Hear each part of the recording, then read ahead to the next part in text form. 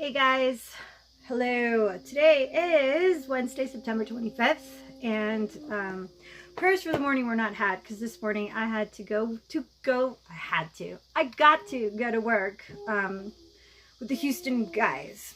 Mark Houston runs a construction company, and I got to work with the boys today, so it was super fun. I get to demolition some stuff, and so we can rebuild it to look awesomer and more beautifuler. So that's why you didn't get any morning prayers this morning, but I wanted to come in this afternoon real quick because Sebastian from Poland, what's up Sebastian, had a question in regards to Mark 8:38, which we're going to be looking at it in the messenger version, just because it's already highly highlighted as it turns out. And let's see, we could just get the full chapter going here, read full chapter.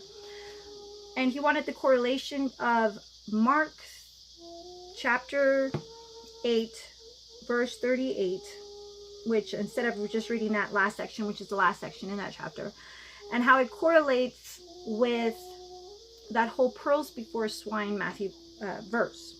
And so I just wanted to share what I learned. Me and Tish were talking about it earlier this morning. She's still at work, and we have guests tonight, so I totally just wanted to get this out because it really has been, it was exciting reading it about it earlier today. Let's see, we have, here comes Kitty. What's up, Kitty? She's excited that I'm home. Okay, so first we're going to read all of chapter 8 of Mark, chapter 8. A meal for 4,000. At about this time, he again found himself with a hungry crowd on his hands. He called his disciples together and said, "This crowd is breaking my heart. They have struck me for 3 days, and now they have nothing to eat. They have stuck with me for 3 days, and now they have nothing to eat.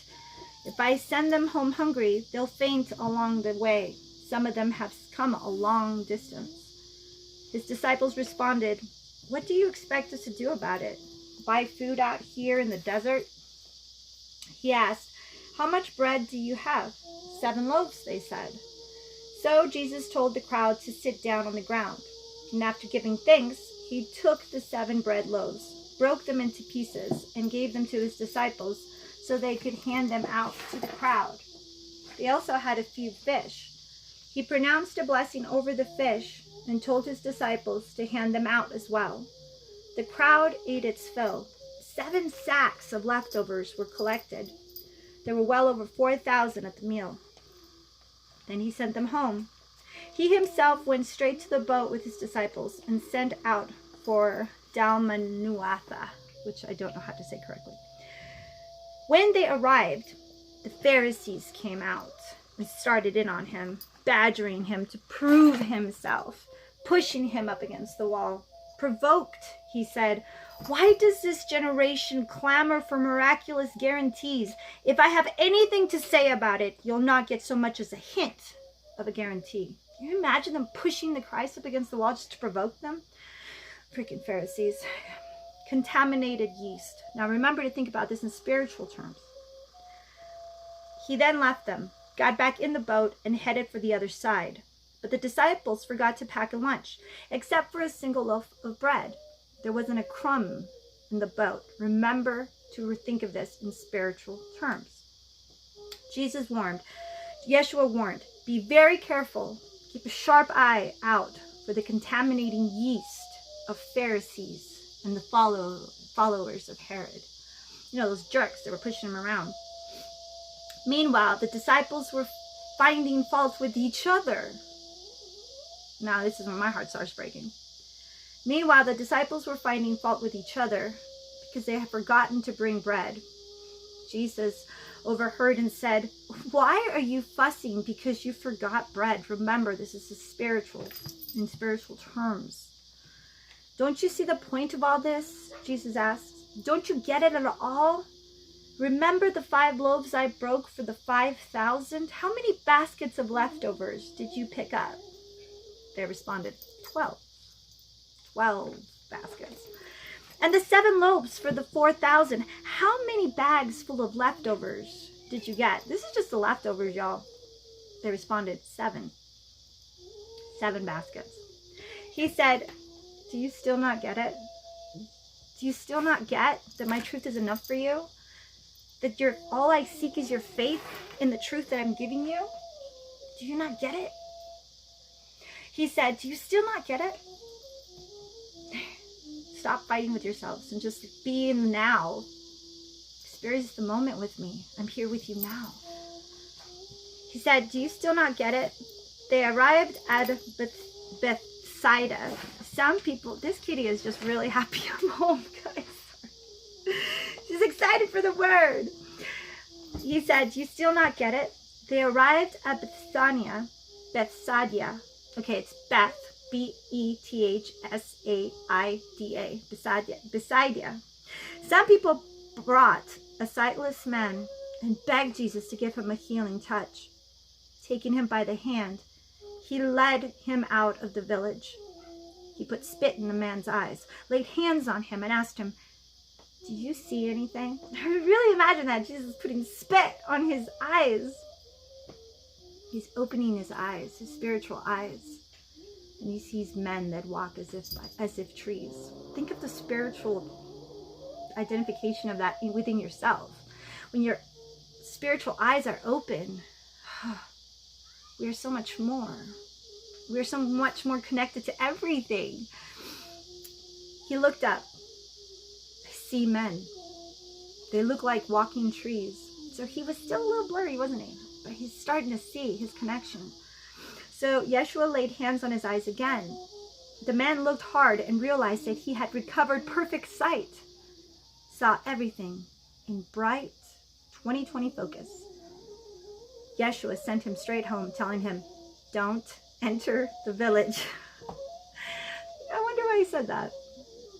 Maybe he wanted him to have time with his spiritual new eyes before he was taken back into that matrix and not able to keep his gift. Once you reside with your gifts, then yeah, go back into the matrix. You can handle it. I mean, we're in the matrix. It's not like we can do without it. We're agents of truth within that matrix. So yeah, that's kind of our point. Be that light, that bushel on top of that mountain, on top of that hill. You don't take your light and hide it somewhere, but be ready to re-enter the matrix with your new gifts. Make sure that they're grounded in you. Make sure that you're not seeing blurry, but seeing fully. 20/20 vision, 20/20 focus. The Messiah. Now we're getting close. This is Mark 8:27. Remember, this is for Sebastian. He was curious about the end of this chapter and how it coincides with that whole don't throw your pearls before swine. So we'll get to that. The Messiah. Yeshua and his disciples headed out for the village around Caesarea. Okay, I'm saying it way too systematic. I'm sorry. Okay, so it's C-A-E-S-A-R-E-A. Caesarea. You might want to know. Philippi. And they walked. As they walked, he asked, who do the people say that I am? Some say John the Baptizer. They said. Others say Elijah. Still others say one of the prophets. He then asked, and you? What are you saying about me? Who am I? Peter gave the answer, you're the Christ. You're the Messiah. Jesus warned them to keep it quiet, not to breathe a word of it to anyone. This is when we start realizing the thing about throwing pearls before swine. So pay heed, please. Yeshua warned them to keep it quiet and not to breathe a word of it to anyone. He then began explaining things to them. Is it necessary that the Son of Man proceed to an ordeal of suffering? Be tried and found guilty by the elders, high priests, and the religious scholars, be killed, and after 3 days rise up again, alive. He said this simply and clearly, so they couldn't miss it. He said it many ways in many different times, but in this time he was so blunt and so clear that they couldn't miss it. But Peter grabbed him in protest, turning and seeing his disciples wavering, wondering what to believe. Yeshua confronted Peter. Peter, get out of my way. Get out of my way. Satan, get lost. He called him Satan, for his faith made him seem as though, or lack thereof. Peter, get out of my way. Satan, get lost. You have no idea how God works. Remember the example from earlier in the chapter. He's shown them. They knew. They were part of picking up those leftovers. They have an abundance if they would but have the spiritual eyes to see it, to accept it, to not fight over each other for scraps when they have the whole kingdom in front of them. Calling the crowd to join his disciples, he said, anyone who intends to come with me has to let me lead. You're not in the driver's seat. I am, Joshua said. I am. Don't run from suffering. Embrace it. Follow me and I'll show you how. That doesn't mean that you're forever in suffering. It means that you have to get deprogrammed. You have to walk your personal journey with Christ so he can armor you up. All those missing parts that will be left wholly there, literally, those holes that will be taken out, all those family members that didn't need to be there, all those habits you had that did you no good, those mental programmings that you had that made you believe that truth was lies and lies were truths. Once all those things get taken out of you in your own personal journey with the Christ, which is very much suffering, because you're being awakened to the fact that everything you thought was one way was really not at all that way. Very cute. Don't run from suffering. Embrace it. Follow me, and I'll show you how. Self-help is no help at all. How many books have you bought? How many audibles have you heard? Of course, I'm speaking to myself here. How many courses did I take? How many online courses and school courses? How many therapists did I go through? What saved me? A friend guiding me through his ministry to the truth, and me seeking it through my own journey. Same as everyone else, ever. There was a way shower, and then there was your own personal journey. Don't run from suffering. Embrace it. Follow me, and I'll show you how. Self-help is no help at all. Self-sacrifice is the way. You sacrifice yourself to find your true self, to be remade new. Self-sacrifice is the way, my way, to saving yourself. You have to know thyself. You have to face thyself.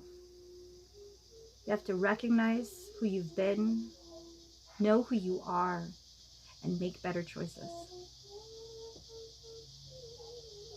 It'll hurt, but for a minute. You have eternity after. What good would it do to get everything you want?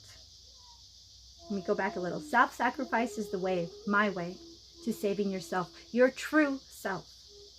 What good would it do to get everything you want and lose you, the real you?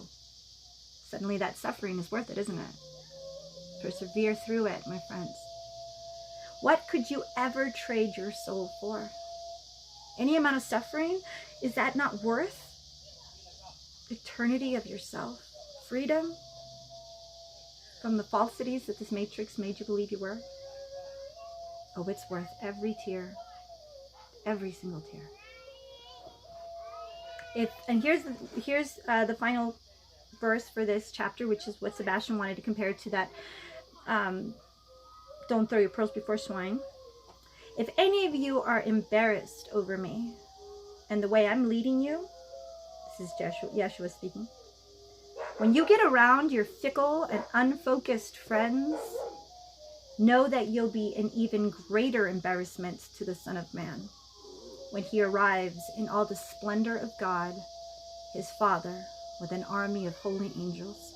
If you can't even get through the work of knowing who you are, truly what you've been, the perception you've given, the thoughts of who you thought you were, if you can't even know thyself, work through it and heal, so that you may help through your experience, through your own example, through your own showing of your own light. If you can't do that, what do you think you're going to do when Father gets here? How can he use you when you don't even know who you are? Now, in regards to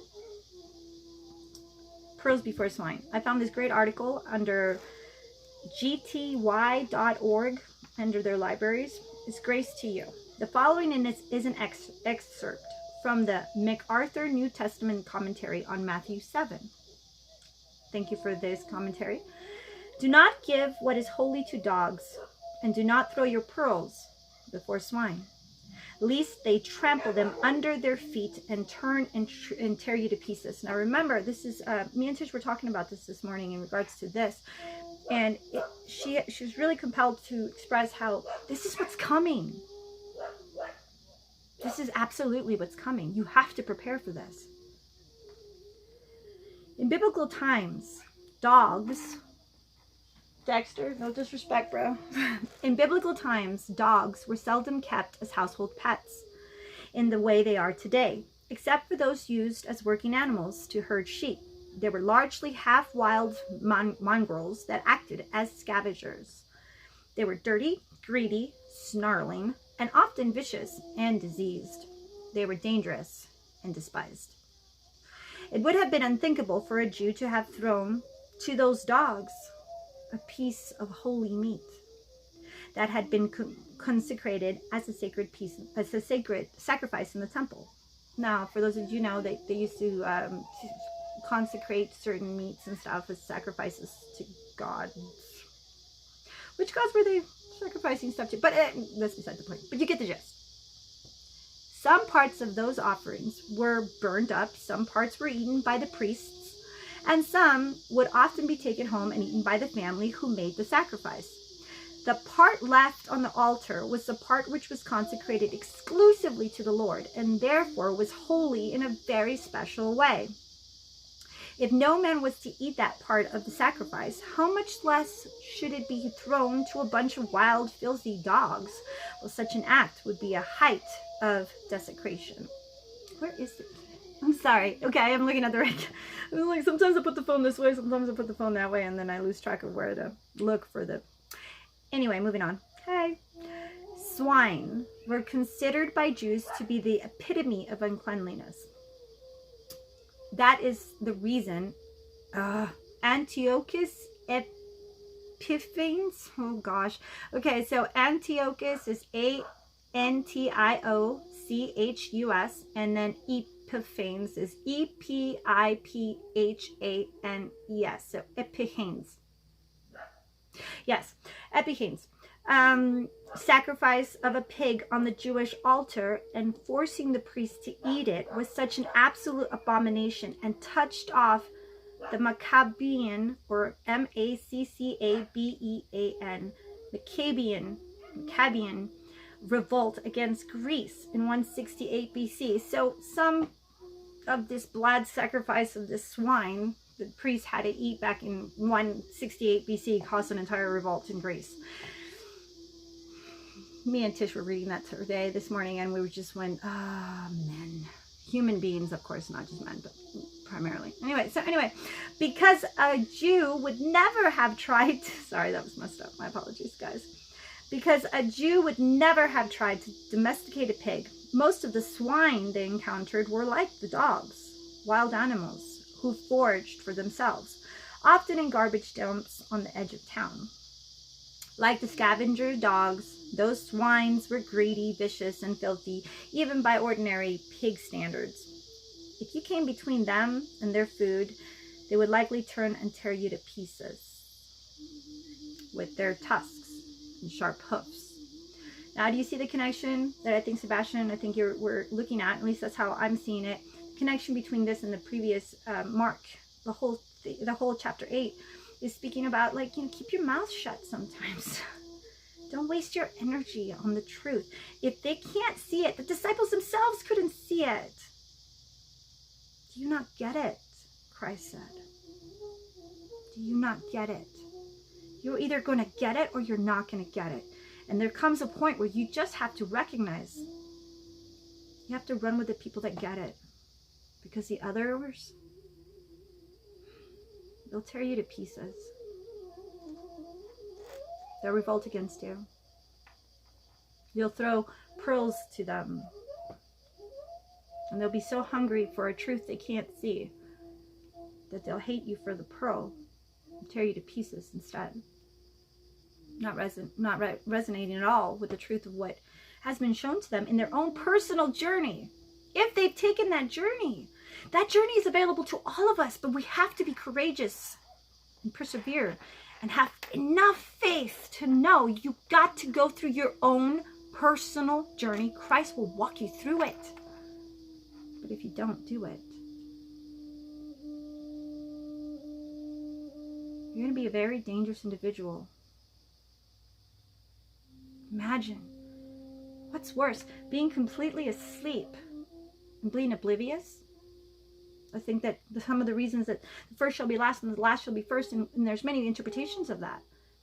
But in a way, guys, those people that didn't have a freaking clue in those last moments of their breathing life on this matrix might wake up to the truth and go, oh my God, I get it. And boom, front of the line. But what's worse is those that given everything up, seek it. Constantly seeking and seeking for things outside of themselves.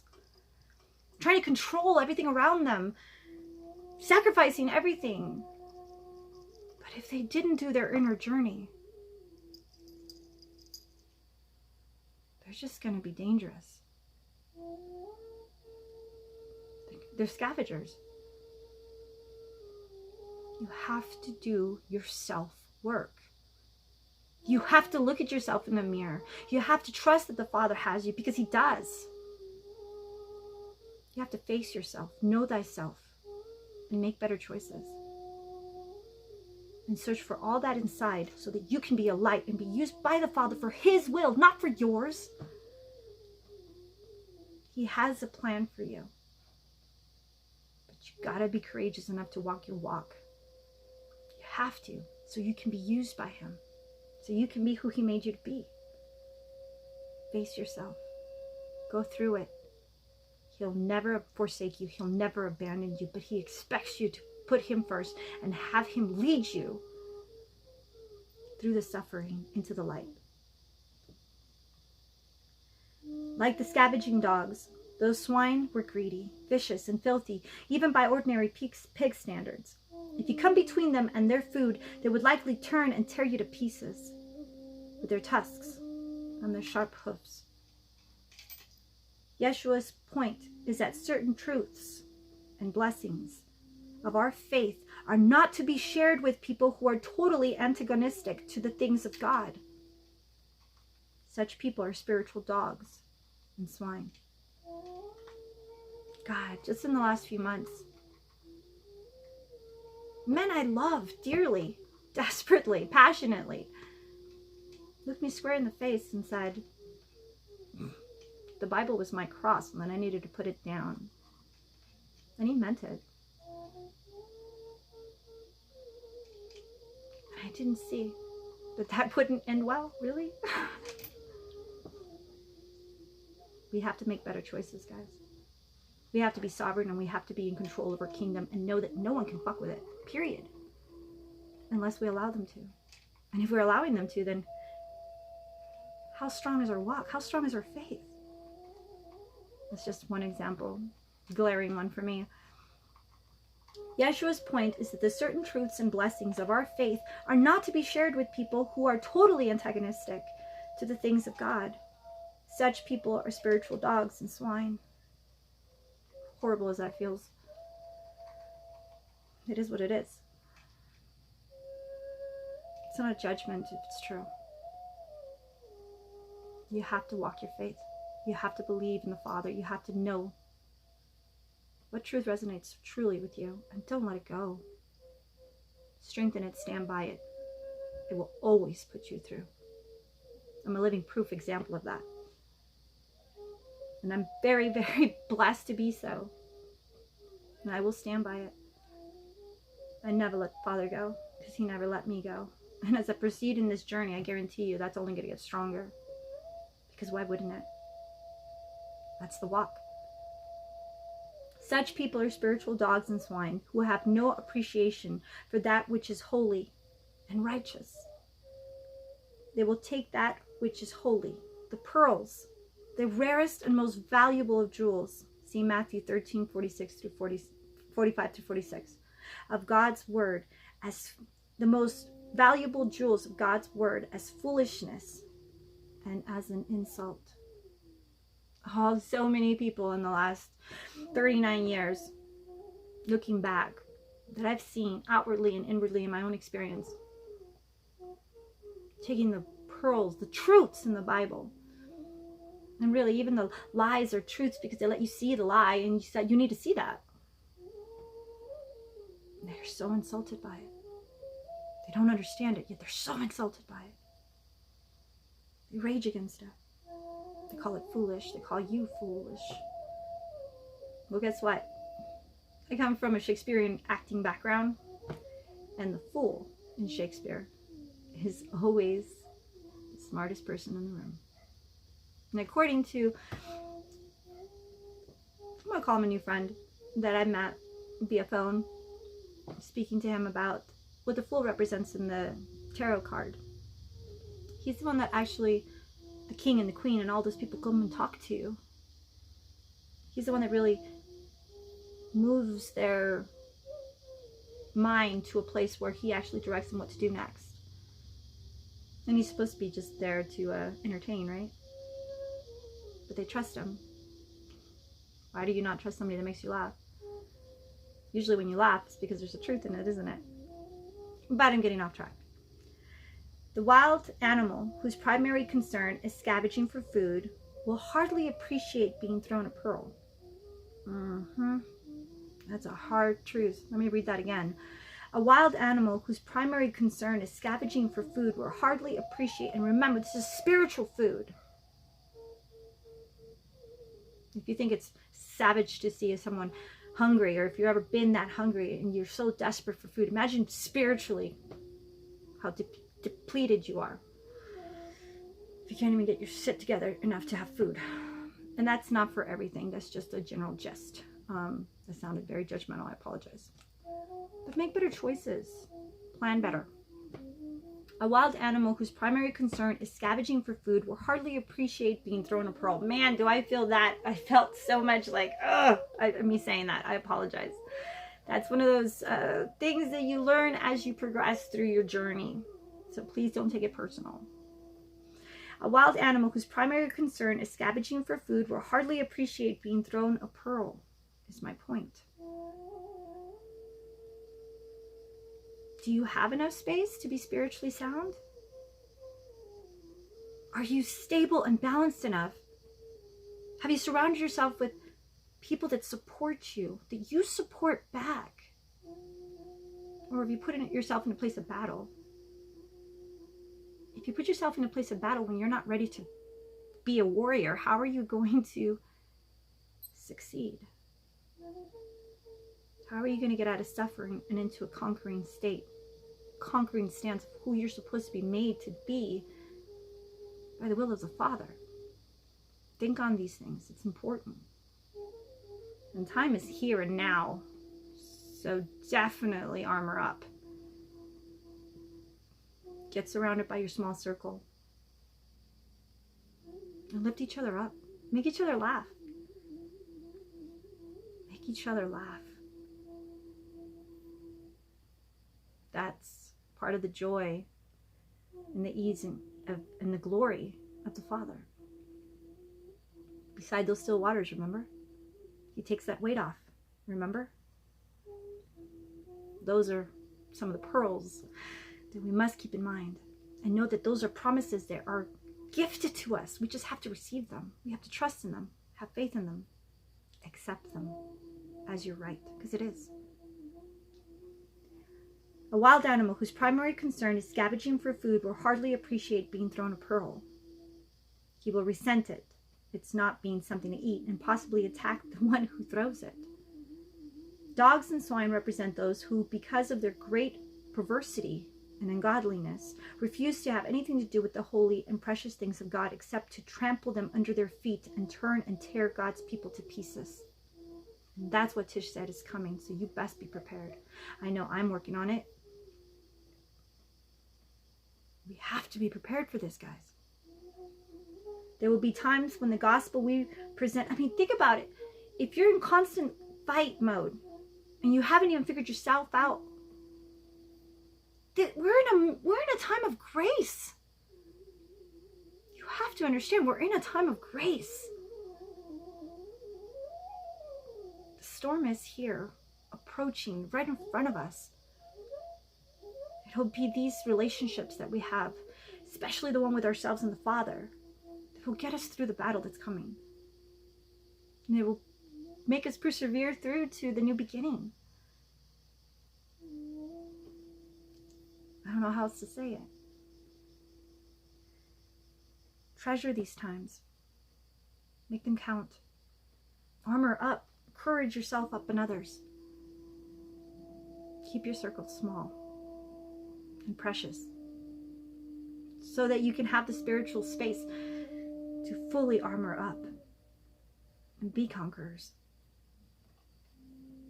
There will be times when the gospel we present is absolutely rejected and ridiculed, and we make the judgment to turn away and speak no more, deciding that we should shake off the dust of our feet.